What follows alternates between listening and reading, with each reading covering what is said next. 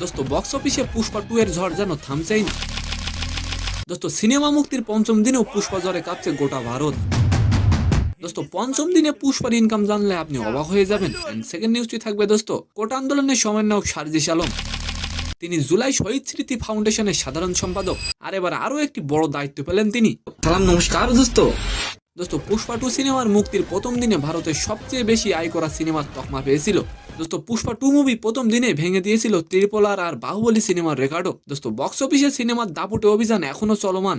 দোস্ত পুষ্পা 2 কি পারবে সর্বকালের সেরা ইনকাম করতে? অবশ্যই কমেন্ট করে যাবেন। দোস্ত বল মুভির তথ্য অনুসারে মুক্তির পঞ্চম দিনে বিশ্বব্যাপী পুষ্পা 2 আয় করে 80 কোটি রুপি। গত 5 দিনে শুধু ভারতে সিনেমাটি আয় করেছে 560 কোটি রুপি। গত 5 দিনে শুধু ভারতে সিনেমাটি আয় করেছে 660 কোটি রুপি। দোস্ত পুষ্পা 2 সিনেমাটি হিন্দি ভার্সনে আয় করেছে 299 কোটি রুপি। দোস্ত পুষ্পা মুভিটি পঞ্চম দিনে বিশ্বব্যাপী ইনকাম করেছে 825 কোটি রুপি। দোস্ত ভারতে এখন পর্যন্ত অসংখ্য ছবি মুক্তি পেয়েছে। মুক্তির প্রথম দিনে বিশ্বব্যাপী সবচেয়ে বেশি আয় করা সিনেমার রেকর্ড করেছে পুষ্পা 2। প্রথম দিনে বিশ্বব্যাপী সিনেমাটি আয় করেছিল 260 কোটি রুপি। সেকেন্ড নিউজটি হলো নতুন দায়িত্ব পেয়েছেন জুলাই শহীদ স্মৃতি ফাউন্ডেশনের সাধারণ সম্পাদক সার্জিস আলম। দোস্ত নতুন করে সার্জিস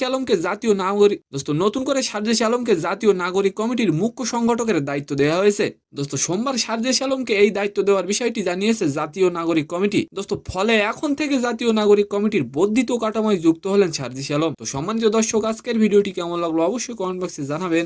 আর ভিডিওটি যদি ভালো লাগে অবশ্যই একটি লাইক দিয়ে আমাদের চ্যানেলটিকে সাবস্ক্রাইব করে দিবেন। ধন্যবাদ।